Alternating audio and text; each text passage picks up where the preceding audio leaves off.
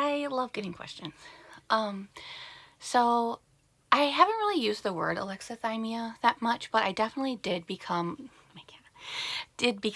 aware of how this is something that I struggle with. And for me, didn't really know how much of it was the result of the authoritarian parenting and cptsd that resulted from that versus how much of it is more like inborn neurodivergence, because I do have an ADHD diagnosis as well.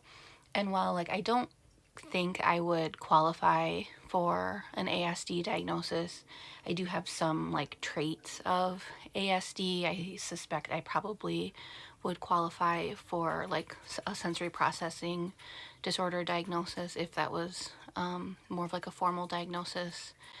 And I know that sometimes alexithymia is correlated with that because of sensing things internally in your body. For me, how that came about was with when I got back in therapy. They do that question of how do you feel that in your body, or even if I were to label an emotion myself, this makes me anxious. It was, how do you know you're anxious? Where do you feel that anxiety in your body? And I hated slash kind of still hate that question because of alexithymia. It definitely isn't something that comes very naturally to me or very easily to me. And actually, when I first started therapy 2.5, 3 years ago, I didn't realize that we were supposed to feel our emotions in our body.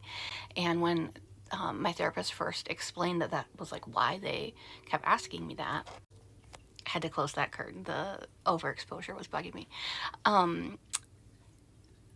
I remember going through all of these phrases that are common in our culture of there was steam coming out of my ears, or this lump in my throat, or the pit in my stomach, and being that's why these are all, there's so many of these phrases.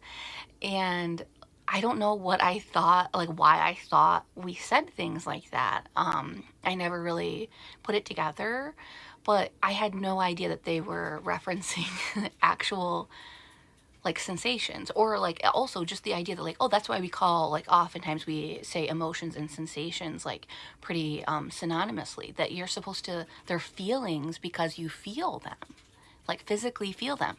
I had no idea. My husband also wasn't aware of all of that, and also wasn't great at feeling things in his body when he first started therapy, but he has progressed with this a lot more rapidly than I have. For him, once he realized that he could notice things in his body, it was a lot easier for him to start noticing things. I have learned to recognize a handful of emotions in my body, but there are others that I still don't know. And one of the ones that bugs me the most is I don't know what anxiety feels like in my body, which is wild to me because I am prone to anxiety, and so it feels like that's a little ironic. It seems like I should be able to pick up on what that feels like in my body. And just in case others don't really necessarily immediately understand the correlation with authoritarian parenting. So I think the thing with authoritarian parenting is basically this idea that they have the answers, or they are correct. And so I think when I think about authoritarian parents, even who might come off as warmer or kind of stereotypically more loving or softer than the way that I was raised, there would still be kind of a lot of invalidation going on, and a lack of attunement or validation.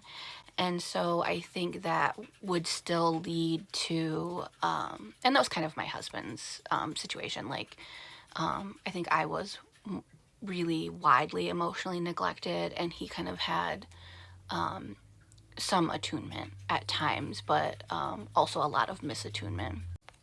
But anyway, just something as simple as if a kid, a young kid, says, I'm thirsty while they're out and about and their mom doesn't want to like stop and buy them a drink. So instead of admitting that, they say, "You're not thirsty.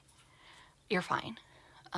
That sort of misattunement, or that like using kind of authoritarian parenting in that way of like, I'm just going to deny this kid's feelings, whether they're like a basic body need like thirst or hunger, or whether it's an emotional thing like, I'm scared, you're not scared, you're fine.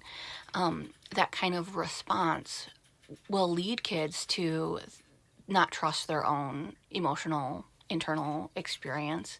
And so then they stop like paying attention to what is showing up in their body, and they stop trusting their own emotional experience, which can lead to secondary alexithymia.